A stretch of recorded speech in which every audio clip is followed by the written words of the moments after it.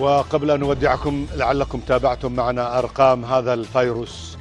900 في الرياض. أين الكلام الذي وعدتم به عبر السوشيال ميديا؟ أين الكلام الذي وعدتم به الدولة بأن تكونوا ملتزمين؟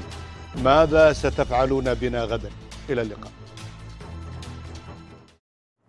بسم اللہ الرحمن الرحیم. السلام علیکم.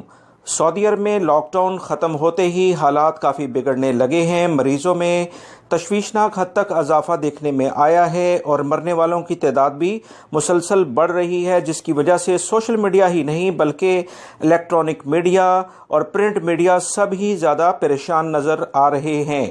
آپ یہ جو ویڈیو دیکھی آپ نے، اس میں یہی بات بتائی جا رہی ہے کہ ریاض میں سب سے زیادہ مریض سامنے آئے ہیں. اعلیٰ حکام کا کہنا ہے کہ اس بگڑتی ہوئی صورتحال کے بعد ریاض کے شہری اور غیر ملکی کافی زیادہ اس کے ذمہ دار بھی ہیں جنہوں نے لاپرواہی کا مظاہرہ کیا ہے. ایک ہی دن میں 900 مریض آنا، کبھی سعودی عرب میں ٹوٹل مریض اتنے آتے تھے، اب صرف ریاض میں اتنے مریض آئے ہیں جو کہ غیر ذمہ داری کا مظاہرہ کیا گیا ہے. اسی بنیاد پر یہ جو ٹی وی چینلز میں اینکر ہیں انہوں نے بھی یہی بات کی ہے کہ ریاض کے لوگوں نے جو ایک وعدہ سوشل میڈیا کے ذریعے یا دیگر ذرائع سے کیا تھا اسے وہ پورا کریں.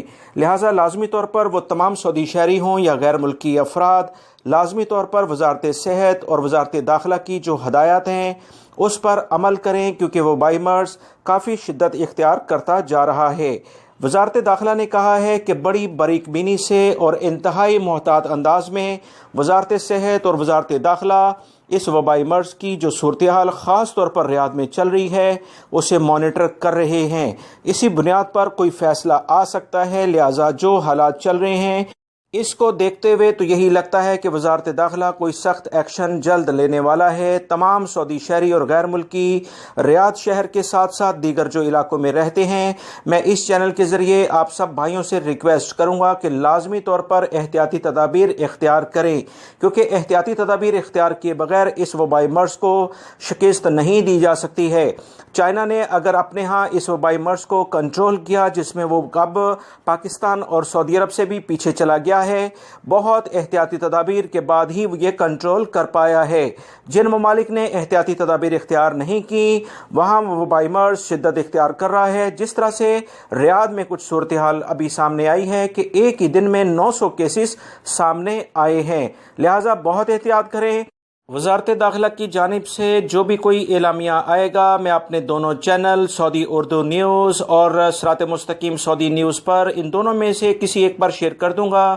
میری ریکویسٹ ہے کہ میرے دونوں چینلز کو سبسکرائیب کریں تاکہ تازہ ترین معلومات اس وبائی مرض سے یا دیگر جو بھی اہم ترین معلومات اقامہ یا فلائٹ سے ریلیٹڈ آتی ہیں وہ آپ سے فوری طور پر شیئر کی جا سکیں اور وہ بر وقت آپ کو مل سکیں. ویڈیو دیکھنے کا بہت بہت شکریہ. اسے لائک شیئر بھی کر دیں.